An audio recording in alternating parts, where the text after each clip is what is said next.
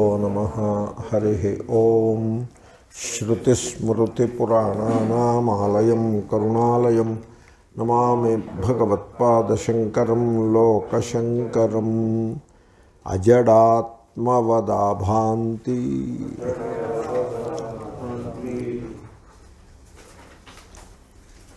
యత్సాన్నిధ్యాజ్జడా అపి దేహేంద్రియమనఃప్రాణాః సోహమిత్యవధారయ. అజడాత్మవదాభాంతి యత్సాన్నిధ్యాజ్జడా అపి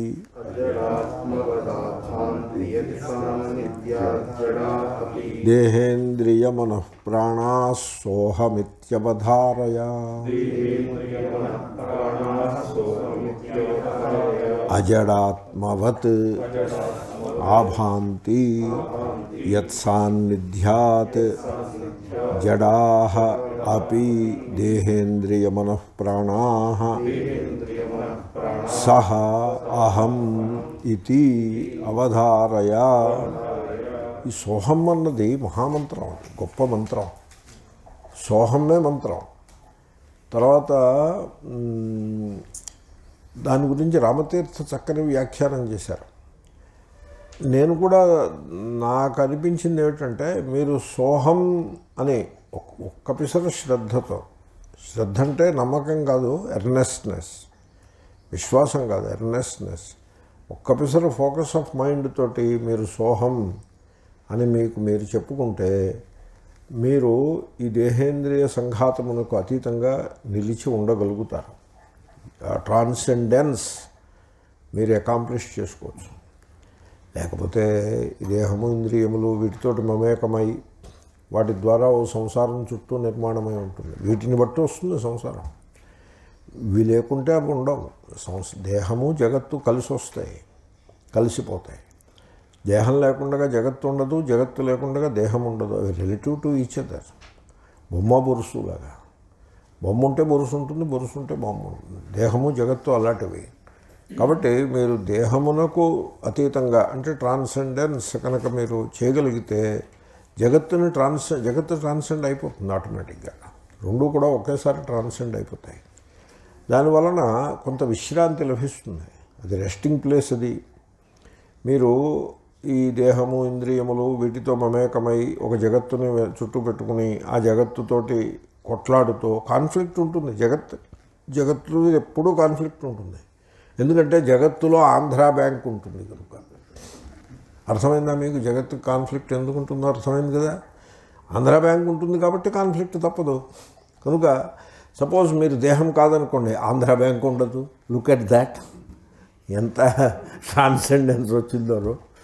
కాబట్టి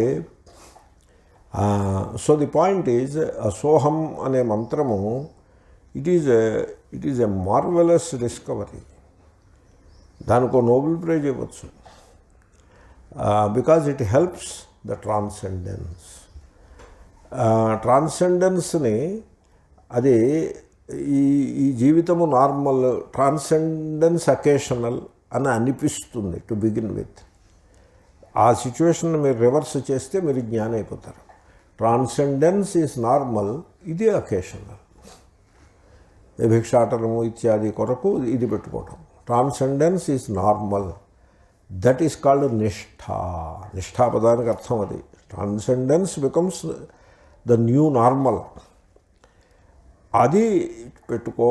సోహం, యు రిమైండ్ యువర్ సెల్ఫ్ సోహం and make that transcendence.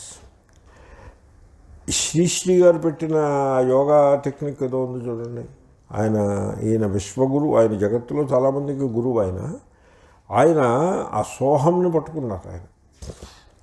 And he put it across the people. He gave it across to the people. దాంతో Muslims, Christians అందరూ కూడా, అన్ని మతాల వారు కూడా ఆ సోహంని పట్టుకుంటారు. పట్టుకుంటే వాళ్ళకి ఆ ట్రాన్సెండెన్స్ అనుభవానికి వస్తుంది. వాళ్ళకి ఏదో అనుభవానికి వస్తూ ఉండాలి కదా, లేకపోతే వాళ్ళు ఎందుకని.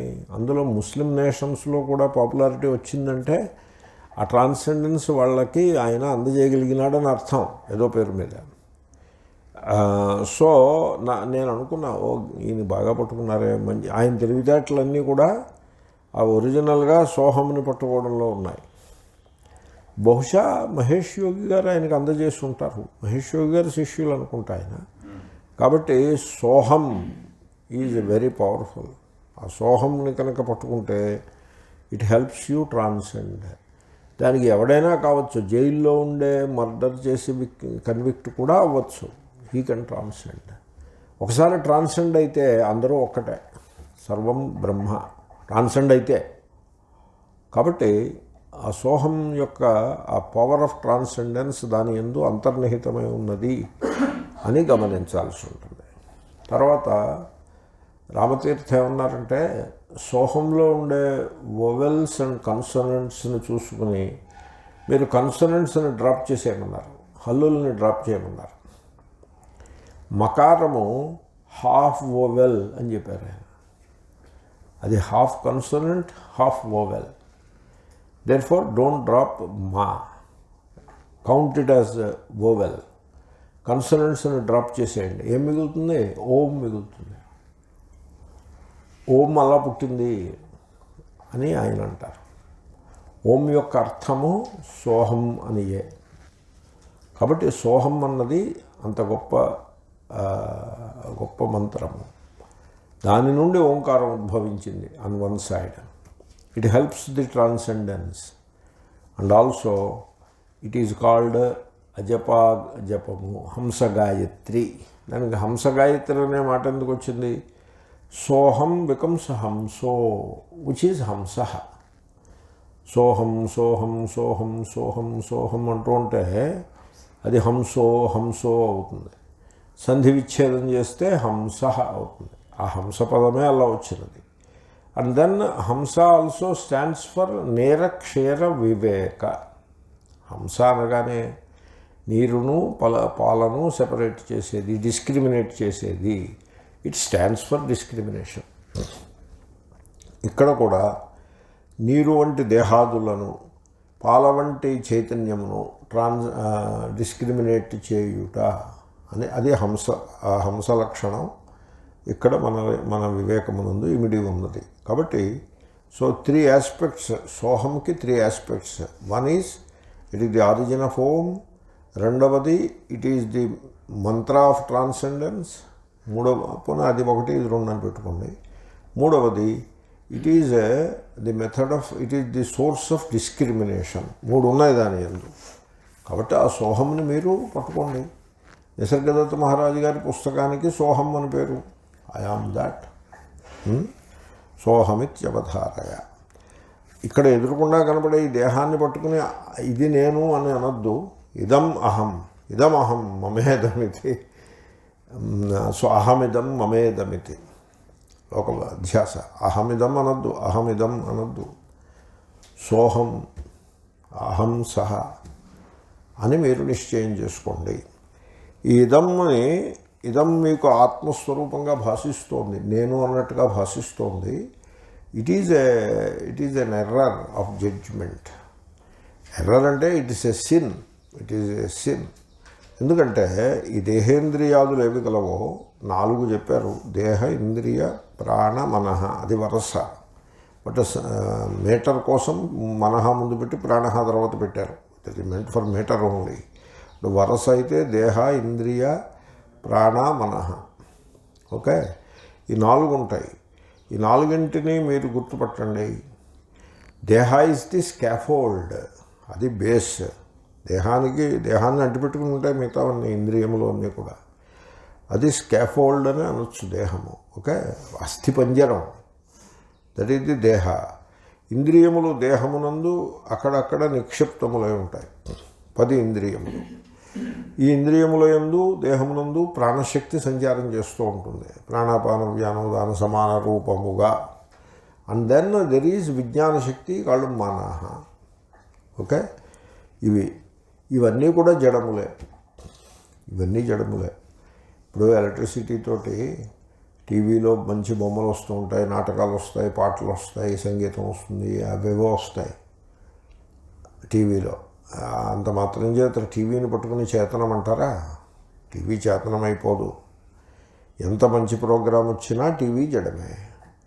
టీవీలో సాక్షాత్తు శంకరాచార్యుల వారి ప్రసంగాలన్నీ వచ్చినా కూడా అది జడమే. టీవీ చేతనమవుతుందా? అవ్వదు. ఇది కూడా అలాంటిదే. రేడియో, టీవీ కాకపోతే రేడియోలో ఎన్ని మంచి మంచి సంగతులు మీరు విన్నప్పటికీ అది చేతనము కాదు. మా చిన్నప్పుడు నాకు ఇప్పటికీ గుర్తు, ఎవరిలో చెప్పారు నాతోటి, రేడియోలో ఒక ఆయన కూర్చుని ఉంటాడు అని చెప్పారు. నిజంగా అప్పుడు వార్తలు వినేవాడిని నేను. 7 గంటలు, సాయంకాలం 7 గంటలకి వార్తలు. పోలిసిటీ శ్రీరాములు ఎవరో చెప్పేవారు. ఆకాశవాణి సుబ్బారావు గారు, శ్రీరాములు ఇలా చెప్పేవారు. అద్దంకి మన్నారు. ఆ లోపల ఈ శ్రీరాములు గారు కూర్చుని ఉంటారు అని నేను అనుకున్నా. అని ఒక ఆయన చెప్పాడు నాకు. అంటే he is trying to make fun of me. నేను I allowed myself to be made fun of. Is it అని నేను ఐ వాజ్ కైండ్ ఆఫ్ ఇటు అటుగా is it possible, maybe possible అన్నట్టుగా అనుకున్నాను. ఫర్ ఏ షార్ట్ టైం అనుకున్నా. And then ఆ భ్రమ తొలగిపోయినది. దేర్ ఫార్ అంటే అర్థం ఏంటి? ఈనాటికి కూడా పల్లెలలో అమాయకులు ఉన్నట్లయితే రేడియోలో ఎవరో కూర్చుని ఉంటారు. అంత పెద్దవాళ్ళు లోపల ఎలా కూర్చున్నారంటే మరి అదే దాని మహిమ, అదా ఆ వస్తువు యొక్క మహిమ అటువంటిది అనేదో, లేదా ఆయన మహిమో వస్తువు మహిమో వాటెవర్. సో కాబట్టి అమాయకులు రేడియోని చేతనముగా భ్రమించే అవకాశము గలదు. ఇక్కడ పరిస్థితి సరిగ్గా అంతే. ఇది చేతనముగా మనకి భ్రమ కలుగుతూ ఉంటుంది. ఇది చేతనము కాదు, జడము. చూడండి, ఫిజికల్ పెయిన్కి you have to do something about it. ఏదో మందు మోకో వేసుకోవాలి. ఎందుకంటే ఫిజికల్ పెయిన్కి సొల్యూషన్స్ అంటూ ఉండవు. డాక్టర్ల దగ్గరికి పోతే వాళ్ళు ఏదో వేస్తారు. Psychological suffering, pain and suffering అలాగే సపరేట్ చేశారు. Pain may be inevitable, but suffering is optional అని మీరు విని ఉంటారు. సఫరింగ్కి అసలు సందర్భం లేదు. మానసికమైన దుఃఖమునకు హేతువు లేనే లేదు. ఎందుకంటే ఇది ఆత్మ కాదు అసలు. ఇది నేనని ఎవరు అనుకోమన్నారు మిమ్మల్ని? ఇది నేనని మీరు అనుకోవడమే పెద్ద పొరపాటు. ఆ పొరపాటు మీరు చేయడం మానేస్తే దుఃఖమునకు హేతువు లేదు. జగత్తు సత్యమని మిమ్మల్ని ఎవడనుకోమన్నాడు? అలా ఎవడ భ్రమపడమన్నాడు? మీరు జగత్తు సత్యము అనే భ్రమ లేకుండా ఉండగలిగితే మీరు సఫర్ అవ్వాల్సినటువంటి అవసరమే లేదు. కాబట్టి ఈ అధ్యాస మన జీవితములను శాసిస్తూ ఉన్నది. జడమునందు చేతన బుద్ధి, అతస్మింస్తద్బుద్ధి అని అధ్యాసకి డెఫినేషను. అది కాని దాని యందు అది అనే బుద్ధి. ఇది చేతనము కాదు, ఇది జడము. ఆ జడమునందు చేతన బుద్ధి, అనాత్మయందు ఆత్మబుద్ధి. జడమునందు చేతన బుద్ధిని బట్టియే అనాత్మయందు ఆత్మబుద్ధి వచ్చినది. కాబట్టి ఈ ఈ మిస్టేక్ను మీరు కరెక్ట్ చేసుకోవాల్సి ఉంటుంది. ఇది జడము.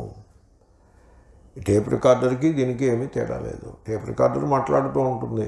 మీరు టేప్ రికార్డర్లో పెట్టిన టేపును బట్టి అది భాష్య పాఠము చెప్తుంది, లేకపోతే సంగీత కచేరీ చేస్తుంది, ఏదైనా చేస్తుంది. లేదా మైకేల్ జాక్సన్ యొక్క పాటలు కూడా వినిపిస్తుంది దాంట్లో పెట్టిన టేపును బట్టి. Similarly this is the tape recorder. దీంట్లో ఏ టేప్ పెడితే ఆ ఫలము, ఆ శబ్దము మీకు వినపడుతూ ఉంటుంది. ఇది ఎసెన్షియల్లీ జడము, ఇది చేతనము కాదు. ఈ సత్యాన్ని మీరు గుర్తిస్తే అప్పుడు ఏమవుతుందో తెలుసునండి. There is every reason for transcendence. ఈ జడముతోటి తాదాత్మ్యము చెంది ఈ జడమైన దేహమే నేను అని నిశ్చయించుకున్న కారణంగా ఏ సంసారము తయారై ఉన్నదో ఆ సంసారం అంతా కూడా ఇర్రెలవెంట్ అయిపోతుంది. It becomes irrelevant. And therefore in the process you transcend. ఇది రిలవెంట్ అవడమే ట్రాన్సెండెన్స్ అంటే. ఇక్కడ ట్రాన్సెండెన్స్ అంటే it is not physical. It is not physical even remotely. In a remote sense కూడా ఫిజికల్ కాదు. రూపాయిలో నయా పైసంత కూడా ఫిజికల్ ఏమీ లేదు ఇక్కడ. ఈ సత్యమును గుర్తించలేకనే ఈ యోగులు దాన్ని సెమై ఫిజికల్ కింద చూస్తారు. వాడు ట్రాన్సెండెన్స్ అంటే మూలాధార చక్రము ఇలా మొదలుపెట్టి దాన్ని ఫిజికల్ ట్రాన్సెండెన్స్ కింద చూస్తాడు. దానికి పేర్లు పెడతారు. దాని చుట్టూ చాలా అందమైనటువంటి టెర్మినాలజీని సృష్టిస్తాడు. టెర్మినాలజీ క్రియేట్ చేస్తారు. మీకు టెర్మినాలజీ యొక్క విశిష్టత మీరు గుర్తుపట్టాలి. ఓహో ఇది టెర్మినాలజీ కదా ఇది అని మీరు తెలుసుకున్నట్లయితే, ఆ సూక్ష్మమైన పాయింట్ పట్టుకోగలిగినట్లయితే మీరు మిథ్యా భ్రమ నుంచి బయటపడిపోతారు. ఇప్పుడు ఉదాహరణకి నేను చిన్న దృష్టాంతం చెప్తున్నా. మీరు చేసే పూజలు, వ్రతములు, ఇవన్నీ ఈ మతపరమైన యాక్టివిటీ ఏదైతే ఉన్నదో అదొక్కసారి మీరు లోతుగా చూసుకుంటే దానికి basis terminology. It is a web of words. It's a web తప్పింకే ఉండదు. అదే వెబ్ ఆఫ్ వర్డ్స్ తప్పింకే ఉండదు. ఆ words mutually interconnected, mutually interdependent, interfulfilling. One word fulfils another word. అలాగా శ్రియకాంతాయ అనేప్పటికీ ఓహో ఆ అమ్మాయికి ఇతడు ప్రియుడా. చూసారు అప్పుడు ఎలాగా వెబ్ ఎలా బిల్డప్ అవుతుందో చూడండి. శ్రీ అనే అమ్మాయి ఉన్నది, చాలా బాగుంటుంది ఆ అమ్మాయికి ఈయన ప్రియుడు, చాలా ఇష్టమైనవాడు. కళ్యాణ్ అనేది మరైతే ఇంకా ఆలస్యం ఎందుకు, కళ్యాణం మొదలుపెట్టండి. అయితే ఇప్పుడు అమ్మాయికి అబ్బాయి ప్రియుడు అయినప్పుడు ఇంకా నెక్స్ట్ కమ్స్ వాట్? కళ్యాణం. వీళ్ళు కళ్యాణం అంటే పెళ్ళి అనుకుంటారు. వీళ్ళ మోహం ఇట్స్ కళ్యాణం అంటే పెళ్ళి కాదు. కళ్యాణాన్ని మీరు డిక్షనరీ తీసి చూడండి, అంటే ఎక్కడ పెళ్ళి ఉండదు. కళ్యాణములు అంటే మంగళములు అని అర్థం. అంటే పెళ్ళి మంగళము. It could be that I don't deny. But కళ్యాణము పెళ్ళికి పర్యాయము అని ఎవడు చెప్పాడు మీకు? ఏమో సార్ చూడది. ఈజ్ ఇట్ పర్యాయ ఫర్ పెళ్ళి? కళ్యాణ ఈజ్ ఇట్ పర్యాయ for marriage? I don't know. I'm not sure. వివాహము అన్నది పెళ్ళికి పర్యాయముగా సంస్కృత భాషలో ఉన్నది తప్ప కళ్యాణము అన్నది పెళ్ళికి పర్యాయముగా ఉందంటే నాకు ఎందుకునో నమ్మక బుద్ధి రావట్లేదు. ఓసారి వెరిఫై చేసుకుంటాను నేను. బహుశా రామాయణంలో ఎక్కడ కళ్యాణ శబ్దం ఉండదేమో అనుకుంటున్నాను నేను. సీతా కళ్యాణం ఉంది కదా, సీతా వివాహం. సీతా వివాహ ఘట్టమే తప్ప సీతా కళ్యాణం అనే మాట ఉన్నట్టు కనపడదు. ఈ కళ్యాణం ఇది చిత్తూరు డిస్ట్రిక్ట్ నుంచి వచ్చిందేమో నా అభిప్రాయం. ఎవడో పండితుడు ఈ శ్లోకం రాశాడు, అక్కడి నుంచి వచ్చిందేమో. So the point is it is all a web of words, mutually dependent, mutually fulfilling, interconnected series of bunch of words, not series, bunch of words. That is what you have. Nothing more. Of course, word ki meaning connection untundi. When I say word, associated with meaning only. That is all you have. Adi collective conscience lo untundi adi. That is the religion. Organized religion ante ala untundi. Organized religion is a web of Namarupa occupying a specific space in the collective consciousness అనే definition ఇవ్వచ్చు. ఇవాళ పొద్దున్నే నేను ఒక కొత్త definition ఒకటి పడేశాను మీ మీద, మీరు ఆలోచించండి. కాబట్టి సో ది పాయింట్ ఈజ్ ఈ సంసారమంతా కూడా నామరూపాత్మకము తప్ప అది వాస్తవము కాదు, యథార్థము కాదు. సత్యము నామరూపములకు అతీతంగా ఉంటుంది. సత్యమునందు నామరూపములు ఉండవు. ఇది నామరూప టాపిక్ కాదు, అయినా దాంట్లోకి దిగాను నేను. ఇప్పుడు చెట్టు అన్నది చూసారా, చెట్టు అని మీరు అంటారు.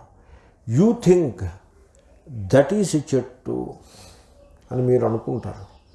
అది చెట్టు కాదు, అది దానికి మీరు పెట్టిన పేరు చెట్టు, అది చెట్టు కాదు. అది then what is it? It is matter, fivefold matter. Reductionism, అందుకోసం ఫైవ్-ఫోల్డ్ అన్నా. మొత్తం యూనివర్స్ అంతని కూడా మీరు అలాగే పెట్టేయచ్చు. కాబట్టి మీరు చెట్టు అన్నది ఫైవ్-ఫోల్డ్ మ్యాటర్. మీరు కొండ అన్నారనుకోండి, fivefold matter. It is fivefold matter. Fivefold మ్యాటరే ఉంది తప్ప సృష్టిలో ఇంకేమీ లేదు. Then it is not even fivefold matter, it is one matter appearing as five. దీనికి స్వామి వివేకానంద బాగా చెప్పారు. టేపర్డ్ ఎగ్జిస్టెన్స్ అన్నారు.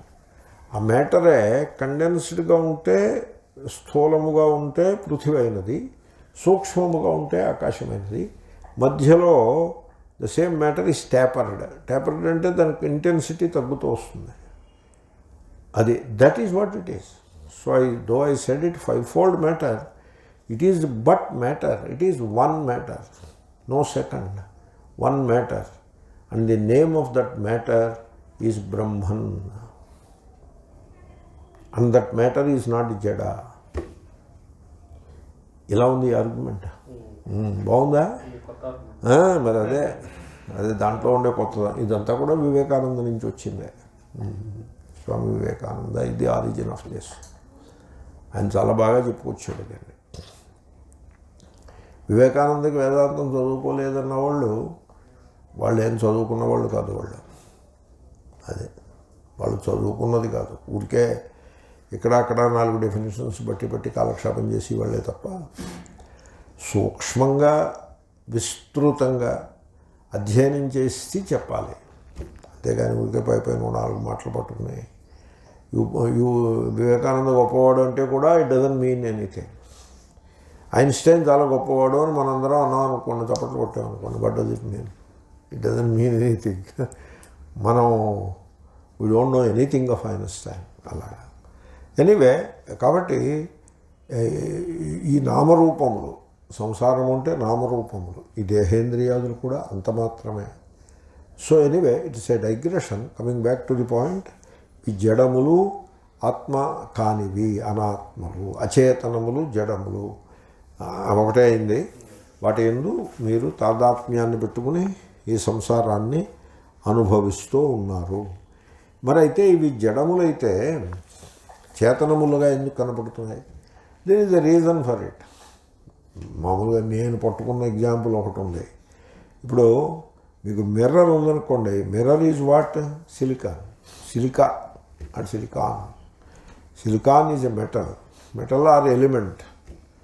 It is a semi metal ఏమో కదండి సిలికాన్. Semi non మెటలా?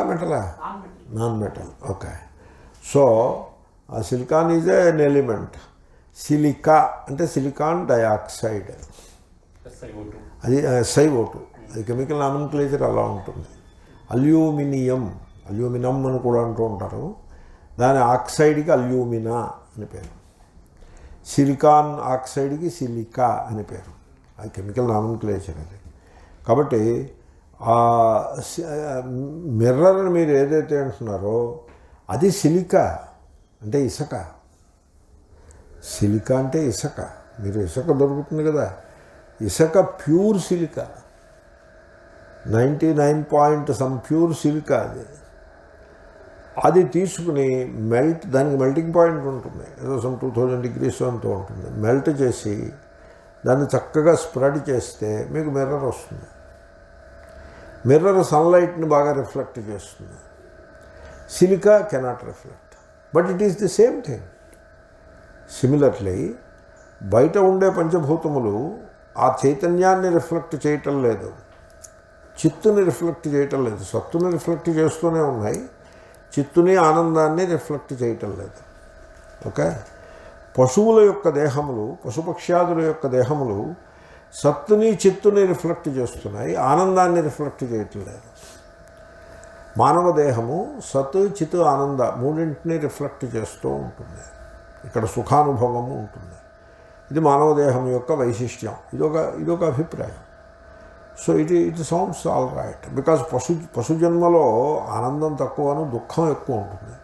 కాబట్టి అక్కడ ఆనందం రిఫ్లెక్ట్ అవ్వదు. మానవ జన్మలో దుఃఖమును సుఖము సమానంగా ఉంటాయి కనుక ఇక్కడ సుఖం ఆనందం బాగా రిఫ్లెక్ట్ అవుతూ ఉంటుంది. కాబట్టి ఇది ఇక్కడ సచ్చిదానందం బాగా రిఫ్లెక్ట్ అవుతుంది. అంటే అర్థం ఏంటి? What is in the stone and what is in the flowers, in the animals and birds, the same is in you అన్నమాట. ఇటు వచ్చి ఇన్ ది స్టోన్, ఓ కవి అన్నాడు, God is sleeping in the stone అన్నాడు. అంటే చిత్తు ఆనందం లేవు. God is roaming and flying, roaming in the animals and flying in the birds. సతు చిత్తు ఉన్నాయి, ఆనంద లేదు. God is happy in the humans, అంటే సత్ చిత్తు ఆనంద హ్యూమన్స్లోకి వచ్చాయి. కాబట్టి ఒకే ఆత్మ చైతన్యము ఇన్ని రూపములుగా మనకు భాషిస్తోంది. బట్ ఇక్కడ ఏమిటంటే ఆ సూర్యుని సన్నిధిలో ఒక అద్దము కాంతిని రిఫ్లెక్ట్ చేస్తుంది. అద్దమే ఇది కూడా silica, but it cannot reflect. కాబట్టి ఇక్కడ ఉన్న మ్యాటర్కి బయట ఉన్న మ్యాటర్కి తేడా ఇంతే. బయట ఉన్న మ్యాటరు ఆత్మ చైతన్యమును రిఫ్లెక్ట్ సరిగ్గా చేయలేకపోతుంది. కాబట్టి అది జడము అని మనకి నిశ్చితంగా తెలుస్తుంది. వెరాజ్ ఇక్కడున్న మ్యాటరు దీన్ని ఆర్గానిక్ మ్యాటర్ అంటారు. ఎక్కడైనా సరే సేమ్ బయట ఉన్నదే ఇక్కడ ఉన్నది. బయట ఉన్న కార్బనే ఇక్కడ ఉన్నది. కార్బన్, హైడ్రోజన్, ఆక్సిజన్, నైట్రోజన్ ఇవన్నీ ఇక్కడ ఉన్నాయి. బయట ఉంటే అవి జడములు, ఇక్కడ ఉంటే చేతనములు వలె భాషిస్తున్నాయి. ఎందుకంటే అరేంజ్మెంట్లో ఆ సూక్ష్మత్వం దానికి వచ్చి ఆ చైతన్య ప్రతిఫలనాన్ని చేయగలుగుతున్నది. కాబట్టి చేతనముల వలె భాషిస్తూ ఉన్నవి. వాస్తవంలో ఇవేమీ చేతనములు కాదు, ఇవి కూడా జడములే. కాబట్టి బయట ఉన్న మట్టికి ఇక్కడున్న మట్టికి తేడా ఏమీ లేదు. బయట ఉన్న మట్టి ఎట్టి జడమో ఇది కూడా అట్టి జడమే, తేడా ఏమీ లేదు. దీన్ని జడముగానే తెలుసుకోవాలి తప్ప చేతనముగా భ్రమపడవద్దు. ఇది చేతనము కాదు, ఇది జడము, మరి నేను చేతనుడను. That is how the transcendence has to happen. ఇది జడము అని మహాత్ములు బాగా ఎంఫసైజ్ చేస్తూ ఉంటారు. అలా ఎంఫసైజ్ చేస్తూ ఉంటారు, ఇది జడము అని. అలా ఎంఫసైజ్ చేసిన ఒక మహాత్ముల పేరు చెప్పవచ్చు. విష్ణుదేవానంద గారిని ఒక ఆయన ఉండేవారు, శివానంద స్వామి యొక్క శిష్యులు. విదేశాలలో ఆయన హిందూ మతాన్ని, హిందూ ధర్మాన్ని బాగా ప్రచారానికి తెచ్చిన మహాపురుషుడు ఆయన టొమాటో చూపించేవాడు. క్లాసుకి టొమాటో తెచ్చుకుని వచ్చేవారు ఆయన.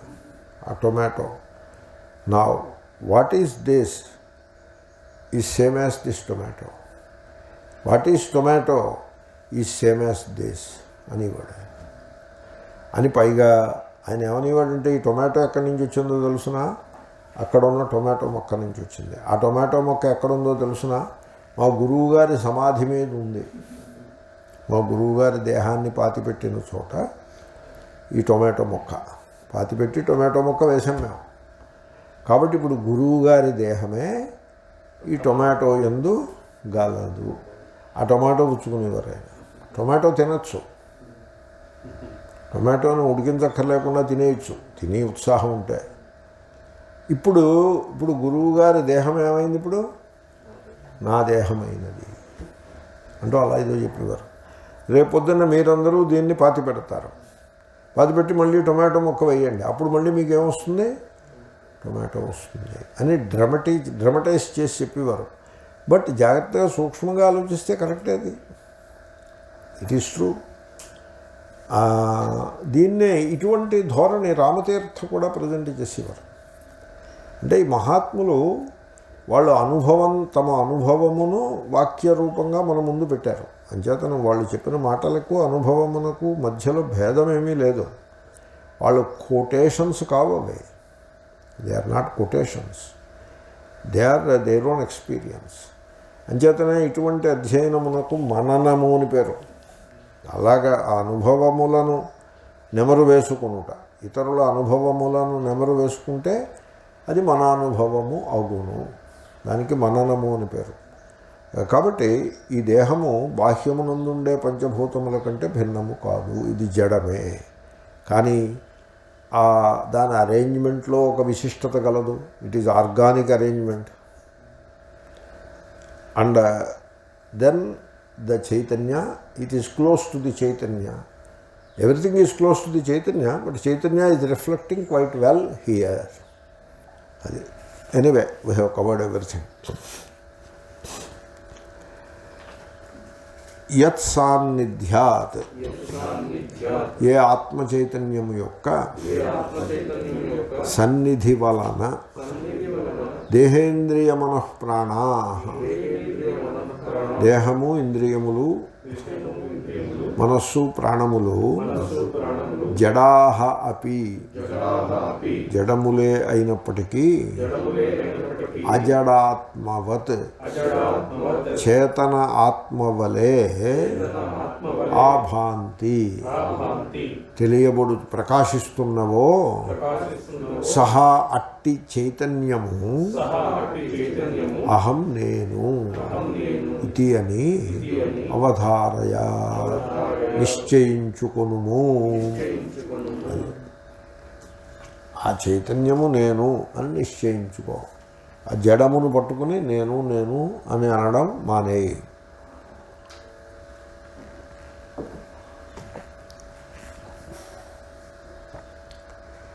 జడమైన దేహమునందు తాదాత్మ్యాన్ని విడిచి దీన్ని బట్టి ఇదమహం లేకపోతే అహమిదం అనే భ్రమను విడిచిపెట్టి చిన్మయోహం, నేను చిన్మయుడను అనే ఒక ట్రాన్సెండెన్స్ని నువ్వు పట్టుకో. సోహం చిన్మయోహం అనే ఒక ట్రాన్సెండెన్స్ని పట్టుకో. That is the way to avoid in that swarupa. దాన్ని ఆత్మనిష్ట అంటారు. ఆ విధంగా చేసినట్లయితే ఈ నార్మల్ పోయి, ఈ అజ్ఞాన నార్మల్, అధ్యాస నార్మల్ పోయి ట్రాన్సెండెంటల్ నార్మల్లోకి మీరు వెళ్తారు. A new normal will come in to your life. That is called మోక్ష, జీవన్ముక్తి. Very simple. యా, మళ్ళీ అందాము. యత్సాన్నిధ్యాత్ యస్యాహ చితేః సన్నిధేః దేహేంద్రియ మనఃప్రాణాః జడాః అపి అజడాత్మవత్ చేతన ఆత్మవత్,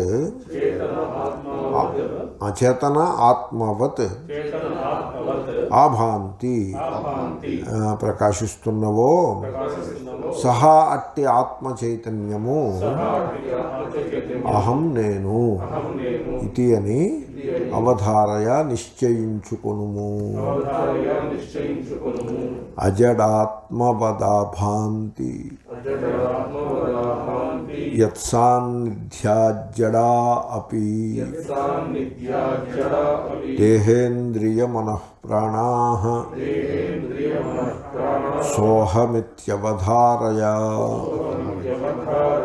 అగమన్మే మనోన్యత్ర సాంప్రతంచ స్థిరీకృతం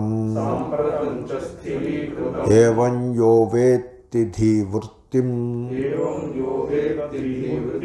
సోహమిత్యవధారయ. అదే మనస్సు దగ్గరకు వచ్చేటప్పుడు దేహము జడము అనాత్మ అని తెలియట కొంత సరళము. దాన్ని మీరు తేలికగా దాన్ని పట్టుకోవచ్చు. అదంత కఠినమైన విషయమేం కాదు. మనస్సు దగ్గర కొంత డిఫికల్టీ ఉంటుంది. ఆ మనస్సు దగ్గర ఆ స్పేస్ని క్రియేట్ చేసుకోవటం కొంచెం కష్టం. ఎందుకంటే దేహము ఆత్మస్వరూపం కంటే ఒక్క పిసరు దూరంగా, ఇప్పటికే ఒక్క పిసరు దూరంగా ఉన్నది. నేను అనగానే ఆ సెన్స్లో దేహం ఉండదు, ఆ సెన్స్లో అసెంబ్లీ ఉండదు. నేను సెన్స్లో అసెంబ్లీ ఉండదు. ఇట్ ఈజ్ యూనిఫామ్ హోమోజీనియస్గా ఉంటుంది ఆ సెన్స్.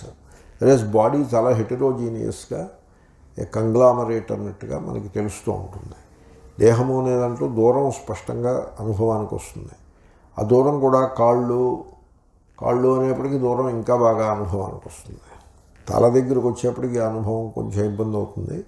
అభ్యాసం చేస్తూ ఉన్నట్లయితే కాళ్ళ దగ్గర దూరం స్పష్టంగా తెలుస్తూనే ఉంది. కానీ మనస్సు దగ్గర పరిస్థితి చాలా క్లిష్టము, ఎందుకంటే కాంప్లెక్స్గా ఉంటుంది. మనస్సుకి ఆత్మ చైతన్యానికి ఇంచుమించు దూరం లేదు, అవి అలా కలగాపులగం అయిపోయి ఉంటాయి. మనస్సే చైతన్యము, చైతన్యమే మనస్సు అన్నట్టుగా. ఇది ఎలాగంటే బ్యాటరీ లైట్ తీసుకెళ్ళి అద్దానికి పెట్టేశారనుకోండి, ఆ అద్దం అంతా ప్రకాశించేస్తూ ఉంటుంది. అప్పుడు మీకు ఇది అద్దము, ఇది ప్రకాశము అనే తేడా తెలియదు. ఇప్పుడు ఆ బల్బు కేసు చూడండి మీరు. ఆ బల్బులో పైన ఉన్న కవర్ ఉంది కదా, ఆ కవరు వేరు, ప్రకాశం వేరు. కానీ మీకు ఎలా కనపడుతుందో ఆ రెండు వేరు కనపడుతుందా? కనపడదు. ఆ ప్రకాశము, ఆ పై కవరు రెండు కూడా కలగాపులగం అయిపోయి అదే ఇది, ఇదే అది అన్నట్టుగా ఇతరేతరాధ్యాస ఉంటుంది. మనస్సుకి ఆత్మకి అటువంటి పరిస్థితి. అంచేతనే మీరు మాండుక్యం చూసినట్లయితే అక్కడ ఎలా చెప్తారంటే, కేవలము సంకల్పములు ఉన్నప్పుడు మాత్రమే మీకు భేదము అనుభవానికి వస్తుంది. సంకల్పరహిత స్థితిలో మనస్సుకి బ్రహ్మకి లేక ఆత్మకి అభేదమే. అనింగన మనాభాసం బ్రహ్మ సంపద్యతే తదా అని వాక్యం అనుకుంటా. అనింగనం అంటే ఇట్ ఈజ్ నాట్ మూవింగ్, అంటే it is not producing thoughts. Moving అంటే థాట్స్ని అలా ప్రాజెక్ట్ చేస్తూ ఉంటుంది. Now it is not moving, mind not moving. అనాభాసం, అది మూవ్ అవ్వట్లేదు కనుక ఇట్ వోంట్ ఇల్యూమినేట్ ఆబ్జెక్ట్స్. అంటే ఆబ్జెక్ట్ ఆకారాన్ని పొంది, వృత్తి రూపాన్ని పొంది, ఘటపటాది కాగ్నిషన్స్ ఉంటాయి చూసారా. అంటే ఘట కాగ్నిషన్ ఏం చేస్తుంది? ఘటమును ప్రకాశింపజేస్తుంది. అటువంటి కాగ్నిటివ్ స్టేట్లో లేదు.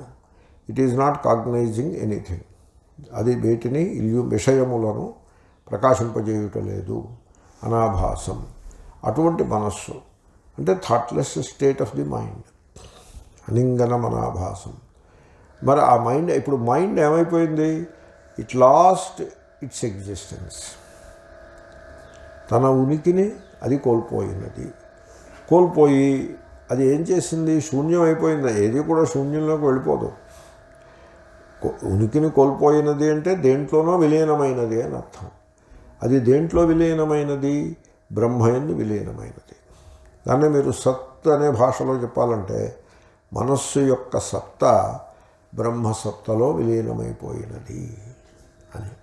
అంటే మనస్సు బ్రహ్మకు అంత నికటముగా కలదు, నికటతమం కలదు మనస్సు.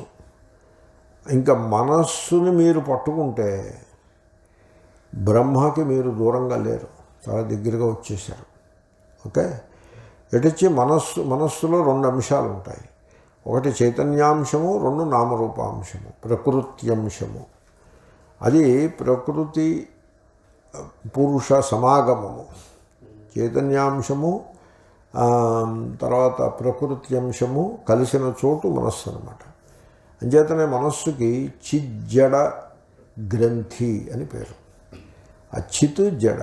జడ అంటే సూక్ష్మమైన పంచభూతముల సమాహారము. సూక్ష్మమైన తన్మాత్రలు, శబ్దస్పర్శ రూపరస గంధ మాత్రలు అత్యంత సూక్ష్మంగా ఉంటాయి. వాటికి ఆ చైతన్యంతో ముడి, ఆ సమావేశం. ఆ ముడిని విడగొట్టాలి. అంచేతనే అది కష్టం అన్నారు. అది దానికి ఉపాయం చెప్తున్నారు. చూడు, నువ్వేం చేస్తావంటే మనస్సుని వాచ్ చేయటం అభ్యాసం చేయి. మనస్సుని వాచ్ చేస్తూ ఉంటే ఏమవుతుంది? మనస్సు క్వైట్ అవుతుంది, becomes quiet, becomes pure. Begin it is impure. మీరు ఒకంత శ్రద్ధతో మనస్సుని వాచ్ చేస్తూ ఉంటే it becomes pure. As it becomes pure, it becomes quiet. Okay. And then when it becomes quiet, you know what? మీకు ఒక అంతర్దృష్టి నిర్మాణం అవుతుంది.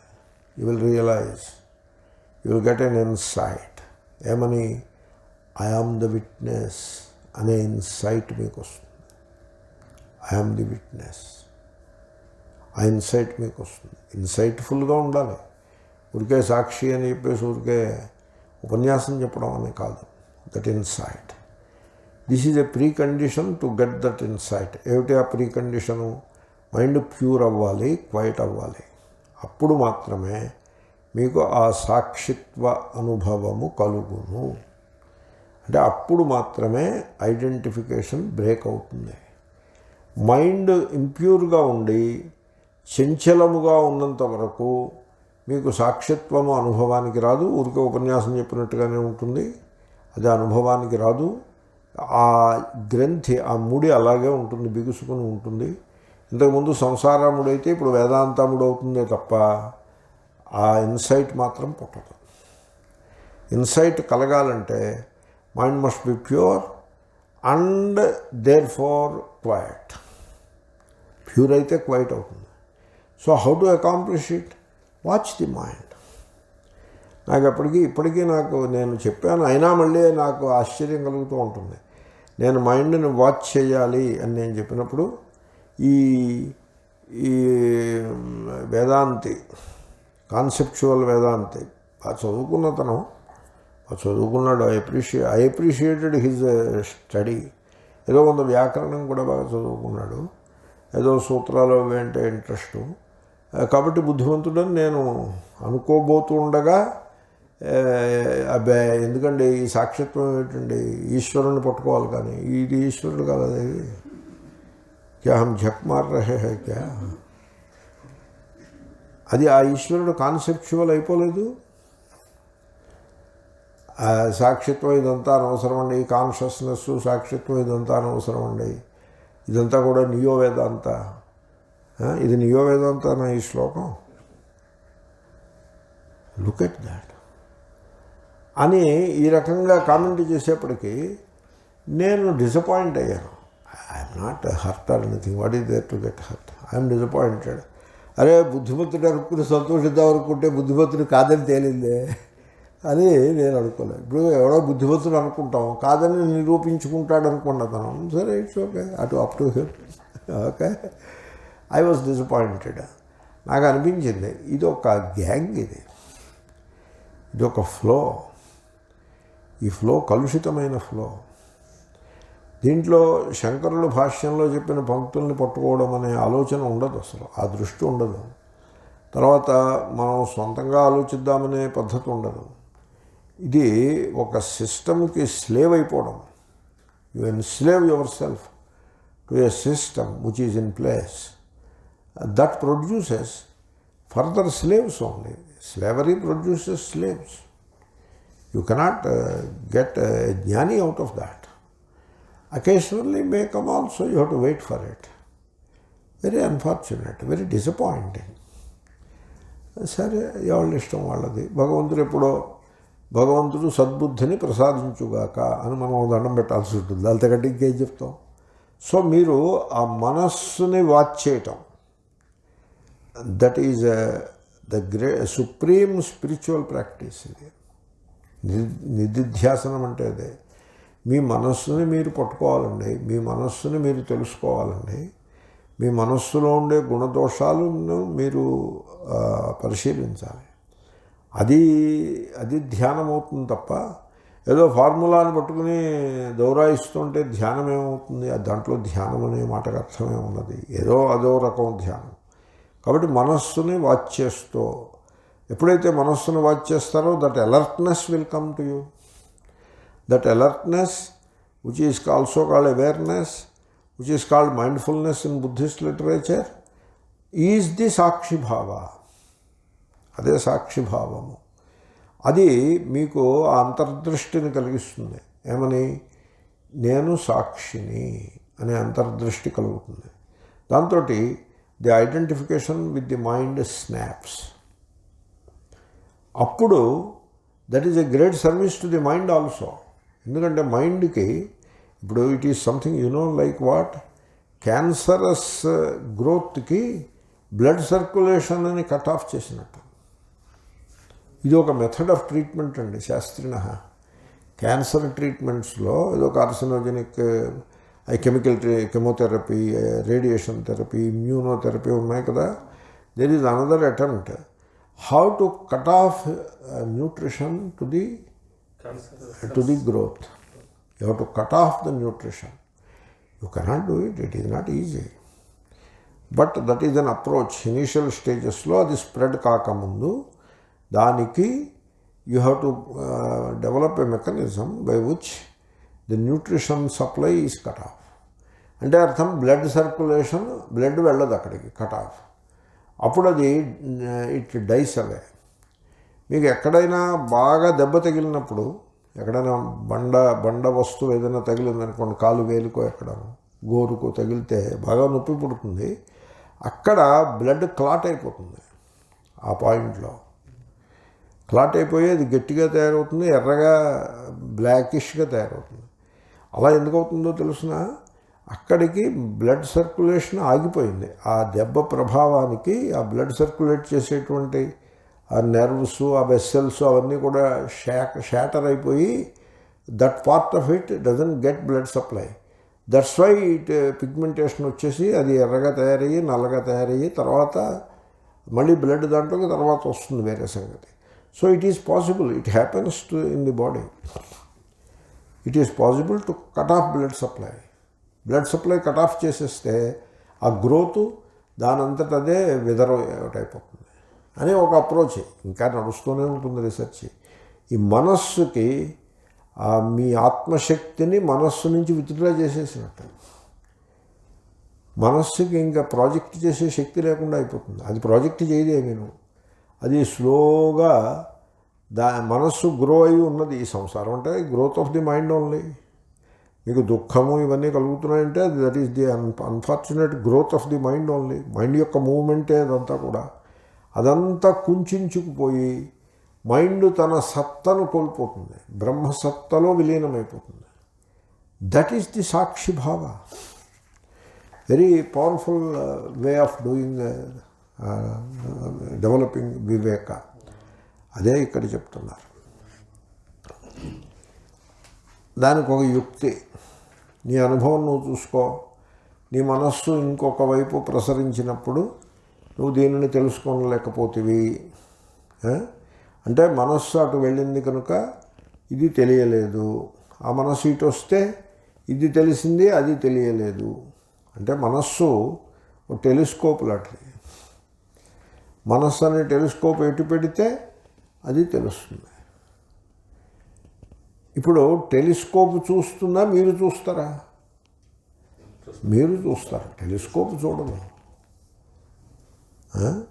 కాబట్టి మనస్సు అనే టెలిస్కోప్ ఏ వైపు ప్రసరిస్తే మీకు ఆ వస్తువు కనబడుతుంది. చూసేది మనస్సు కాదు, మనస్సు కరణము మాత్రమే. అంతఃకరణం. అది అంతఃకరణము మాత్రమే తప్ప అది దృక్ కాదు. అది దృక్ మీరే, సాక్షి. ఆ మనస్సును అది టెలిస్కోప్ వంటిది, అది ఒక కరణము అని నువ్వు పట్టుకో. అది ఒక పనిముట్టు అని పట్టుకో. ఎఖార్ట్ టోలే ఈ శ్లోకంలో చెప్పిన దాన్ని బాగా హైలైట్ చేస్తూ ఉంటాడు. గుడ్, చాలా బాగా హైలైట్ చేస్తాడు ఆయన. మొత్తం ఫోకస్ అంతా దీని మీదే ఉంటుంది.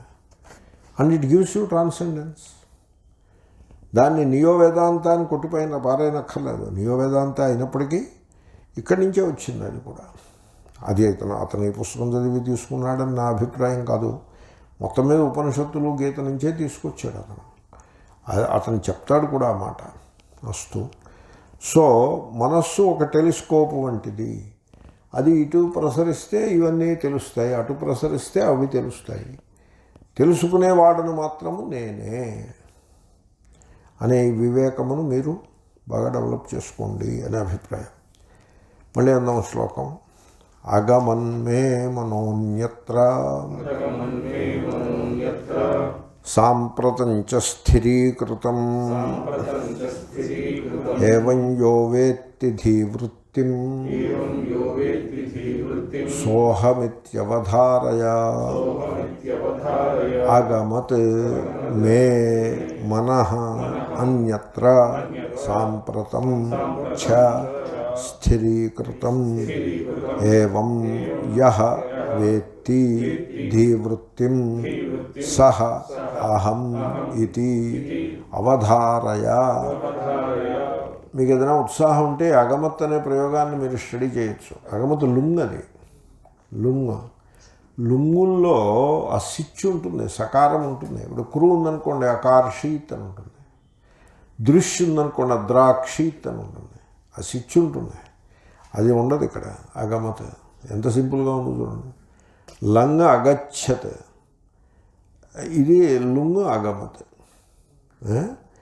లంగ్ సార్వధాతుక లకారం కనుక ఛా వచ్చింది. సో గమి ఇషి గమి యమాం ఛ మూడే ధాతువులు. ఇష ఇచ్ఛాయాం ఇచ్చతి, గములు గతౌ గచ్చతి, యము అంటే ఇచ్చుట యచ్చతి. మూడింటికే ఛా వస్తుంది సార్వధాతుక లకారాల్లో. ఇది అర్ధధాతుకము. ఈ గము మీరు విన్నారు డుక్కునీకరణ అన్నట్టుగానే గములు గతం అని ఉంటుంది. అల్లు అంటే లుకారము, లు అని అంటారు రెండు, లు అది ఇద్వర్ణం. ఆ లు ఇద్వర్ణముగా కలిగినది, లుకారము ఇద్వర్ణముగా కలిగిన ధాతువులకు ఒక స్పెషల్ ప్రాపర్టీ ఒకటి ఉన్నది. అది అగమత. సిచ్చు లోపిస్తుంది. ఓ సూత్రం ఉంది, లుదిత్ అంటారు. లుత్ అంటే హ్రస్వలుకారము ఇత్తుగా కలిగిన ధాతువులకు ఫలానా ఫలానా అని ఒక సూత్రం ఉంది.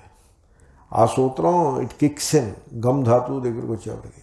అంటే గమ్ము మీద అల్లు ఆయన అందుకోసం పెట్టారు ఆ మార్క్. ఆ సూత్రాన్ని అప్లై చేయటం కోసం పెట్టారు.